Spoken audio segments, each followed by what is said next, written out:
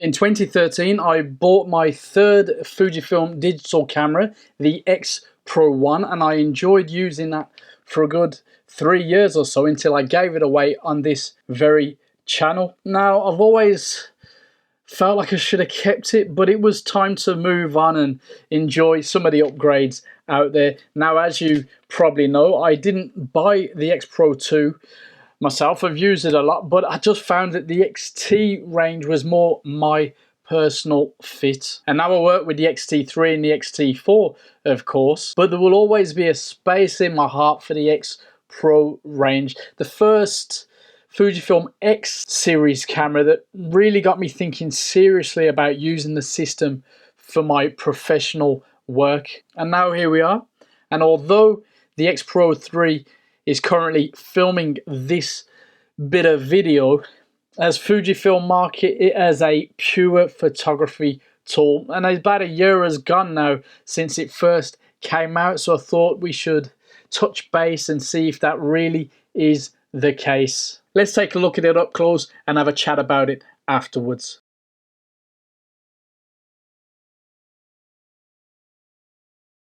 The weather-sealed body is made with titanium on its exterior, which is apparently 10 times tougher than steel and more durable to scratches. But interestingly and importantly for me, the camera only weighs 497 grams, as you're seeing it right now.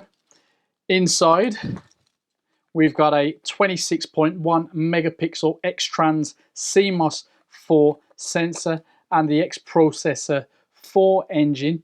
Now, while this isn't aimed at video shooters, you can still produce 4K video up to 30 frames per second and 200 megabits per second. More interestingly, though, the camera now focuses down to -6 EV, so real nice low light focusing potentially.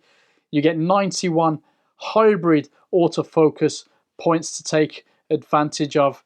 We do have a new hybrid OVF, which you've probably seen in example videos online. You get a 95% coverage, 0.52 times magnification, and of course the OLED EVF, 100% coverage, 0.66 magnification, 3.69 million dots to take advantage of if you're into that. We've got a 11 frames per second mechanical shutter, 20 frames per second electronic, or 30 frames per second with a crop. We do have a 3-inch LCD monitor, 180-degree fold down, as you can see. On the back, we've got a 1.28-inch color memory LCD sub-monitor. Baked into the software, 11 film simulation modes, including classic neg. If you look across the top, of course, if you're new to the X Pro range, this will be fairly new to you, but inspired by some older classics. You've got a ISO dial in there, which you can adjust by pulling up and hold the button down, and you can adjust the shutter speed right there. And then all that's locked into place during normal use. You've got a function button there.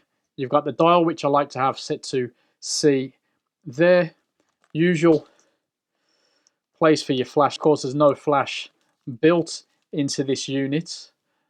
The diopter on the side for the viewfinder is a lot more solid and sure. Sensor there. Drive button.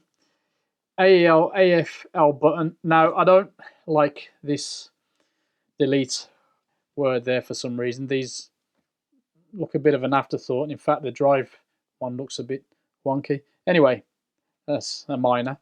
You've got a dial there which can be pressed. On the front, you've got a dial which cannot be pressed, as well as another button there and a nice little flicky switch which you can operate the different modes between your OVF, EVF. On the back, we've got a function button there, Q button there, the joystick thing there, menu, play, display, and back. Bit of a thumb grip in there. As you can see, there's no D-pad on the side.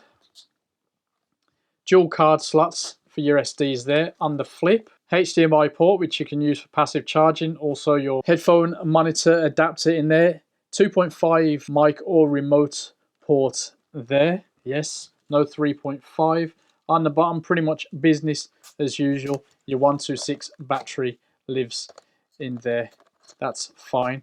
And for those that care, made in Japan. You do have a release there, and the pretty standard for Fujifilm manual, continuous and single. Now bear in mind the mount is a little bit different in design, which may not play well with some third-party lenses like the original Viltrox 23mm, and there's a couple others as well that came out before they had chance to adjust for this mount. So just be careful when you're buying those third-party lenses. The Viltrox has been updated. For the X-Pro 3, alas, I couldn't use mine for the intro because mine is the Mark I version. At the time of recording this, it was going for about £1,580, so obviously not retail RRP anymore. Still clearly a premium if you're into comparing with other bodies on the market. Maybe it's not for everybody, but is it worth it for some of you? Let's have a look at some random samples and have a chat about it, and we might get a little bit philosophical, I think. It's that kind of camera. It's all about heart.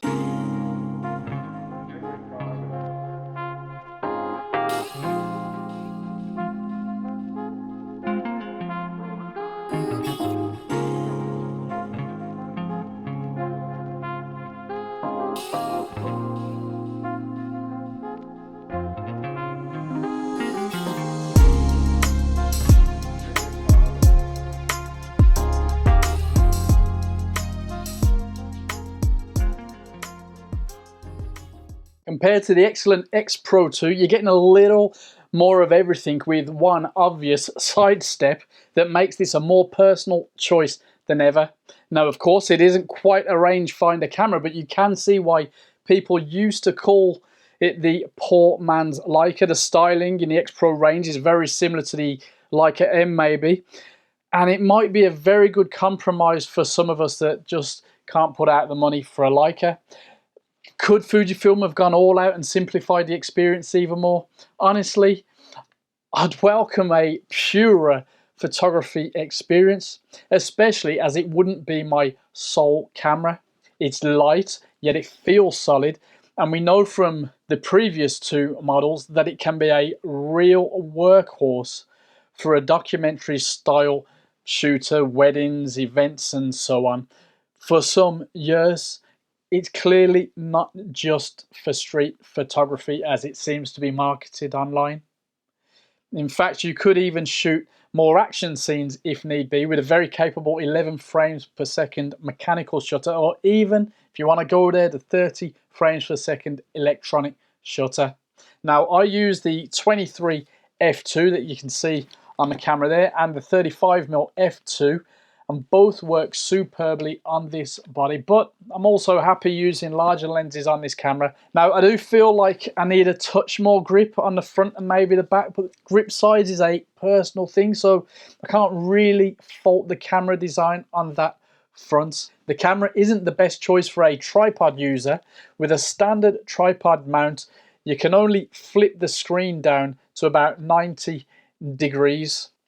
Also, the lack of HDMI port and the 2.5mm mic jack limits the camera's use for video shooting, but just be aware you're not going to get the full movie mode experience that other Fujifilm bodies offer. It is all about the still shooting experience though.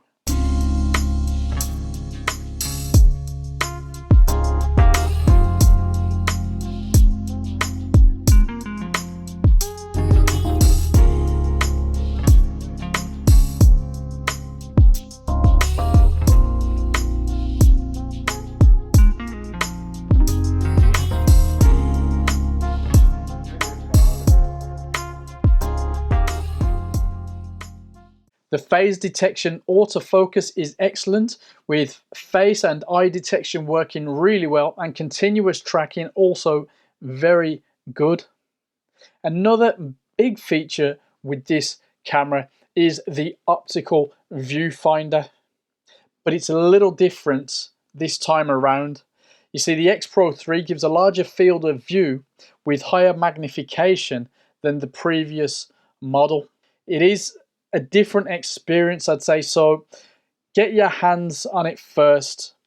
Give it a good test if the OVF is a key feature to you. To be fair, I am so used to using the EVF that I tend to use that pretty much all the time, but I appreciate the OVF is a big deal for many X-Pro shooters. So as I said, get your hands on it and see for yourself, literally see for yourself.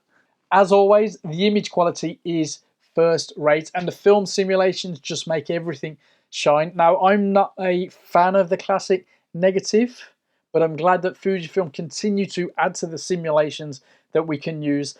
And I know a lot of people out there love it. Everything that I love about what really counts, the image quality, the straight out of the camera JPEGs, the raw files that are more than adequate for my professional needs, it's all a big win.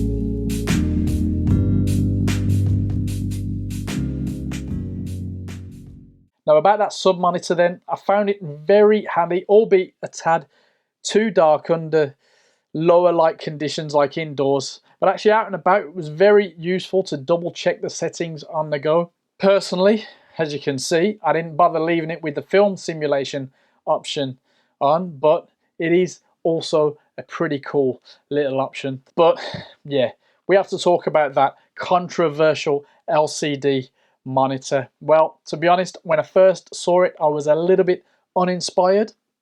Having used it a lot now though, yeah, it's limiting, but I tend to use the EVF more anyway. If I need to quickly chimp, I can do it via the EVF, or awkwardly, I have to flip the whole thing out, which isn't so nifty, but I get it.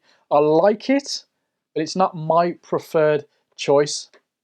Gotta say though, it's definitely a lot quicker to flip down to do waist level shooting, that's for sure. And as awkward as it is, you could always turn the camera upside down to shoot from above. It's not ideal, but you can do it. And you can flip the screen all the way down if you really must shoot with the LCD flat, albeit it's not going to be in line with the lens, but you can do it. One thing that did annoy me when shooting outdoors in average UK overcast daylight, for example, so I found I had to keep raising the screen up a little bit when I'm shooting waist level down, which obviously can't show you here, but you get the idea. To see the screen properly, I had to just adjust it a little bit. It's not necessarily anything that they could do about it in a design room, but it was a little bit awkward dealing with reflections and the lights hitting the screen. Even right now, I'd struggle to see with this light that's coming in. Basically, the screen isn't as limiting as your average internet warrior would leave you to believe. It might be limiting for you personally, but it's worth giving it a try if the camera otherwise appeals to you. You might just love it or hate it, but then we have a lot of choice these days, so for me, it's all good fun.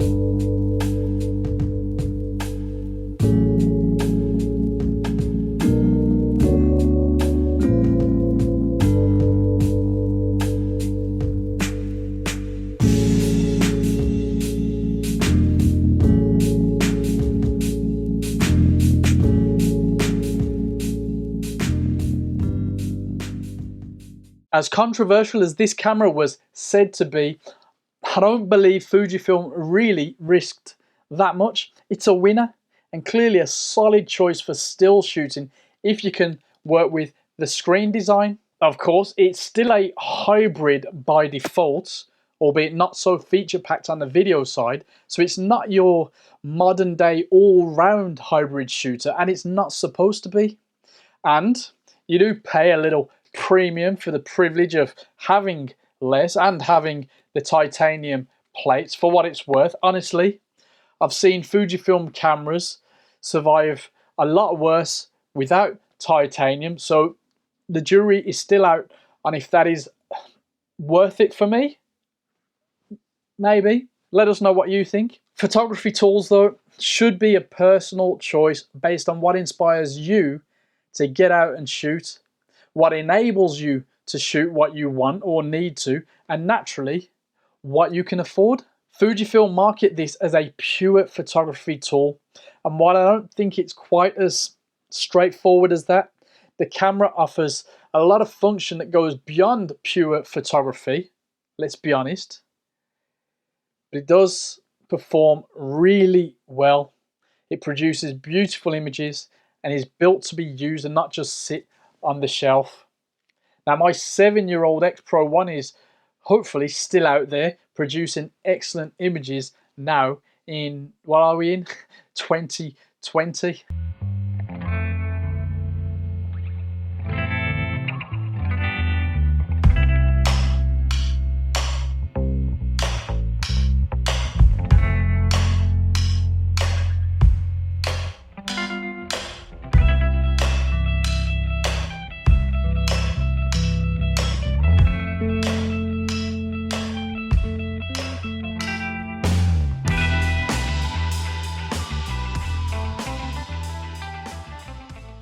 When I shoot my X-T4, the screen is often hidden away, but you might prefer the Pro 3, and if that's what inspires you, go for it. I definitely shoot an X-Pro 3 alongside my X-T4 on events and weddings, for example. As we say, every modern camera can produce worthy images, and often it's just down to what tool works best for you. And in this internet age, there's always somebody who will dislike your personal preference, weirdly. On the other hand, it's always interesting to hear constructive ideas about how we can mold the tools to better suit our needs going forward. So what would you change about the X-Pro 3 to the X-Pro 4 one day? So Fujifilm didn't go the whole way to pure photography with this camera. And while it won't be their biggest seller, it should continue to solidify the X-Pro camera as a very serious tool in a photographer's kit bag, especially the photojournalist style shooters amongst us. Over to you then. Do you use this camera? How have you gotten on with it? Let us know in the comments below, but first make sure to subscribe and I'll see you very soon.